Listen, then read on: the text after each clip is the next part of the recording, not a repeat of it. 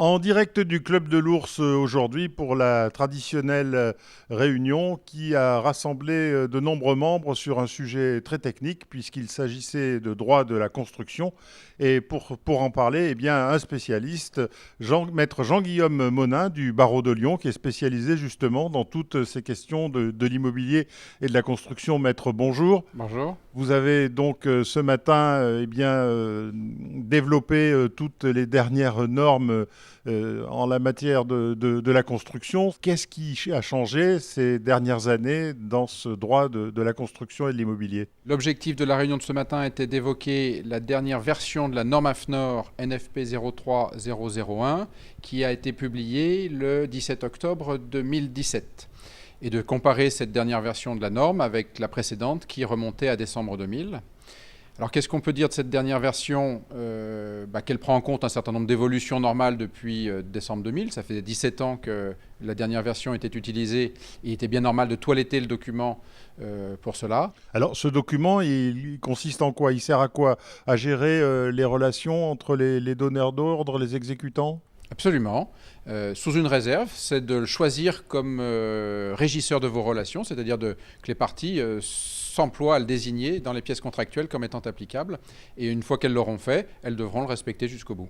Le droit prend de plus en plus d'importance dans les activités des professionnels de la construction. Oui, bien sûr. Alors deux types de droits. Le droit réglementaire qui s'impose ou que la puissance publique impose aux constructeurs en termes de normes ou de protection du consommateur. Et puis un droit volontaire, j'allais dire consensuel, que les parties décident d'appliquer pour régir leurs relations contractuelles. Et typiquement, la norme AFNOR fait partie de ce droit consensuel.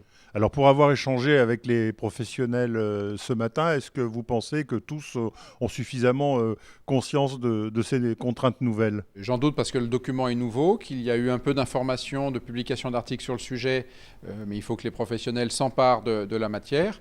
Et c'est important parce qu'il y a des vraies révolutions dans la dernière édition du document et qu'il faut l'adopter en connaissance de cause et des modifications qu'elle contient.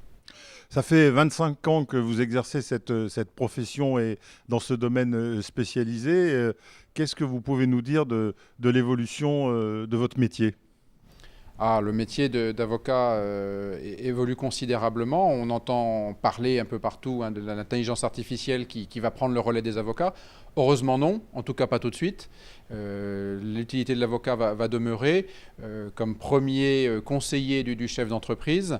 Et typiquement sur nos sujets d'aujourd'hui qui consistent à bâtir une relation contractuelle entre un donneur d'ordre promoteur et un constructeur, c'est jamais un ordinateur qui le fera. Il faut donc soit par la connaissance, soit par l'assistance d'un avocat, élaborer un document qui soit équilibré et qui soit utile pour les deux parties. Eh bien, voilà ce qu'on pouvait dire ce matin au Club de l'Ours pour cette intervention très technique, mais c'est cela aussi, ces réunions de travail qui rassemblent tous les professionnels. Nous vous disons à très vite pour un nouveau rendez-vous en direct du Club de l'Ours.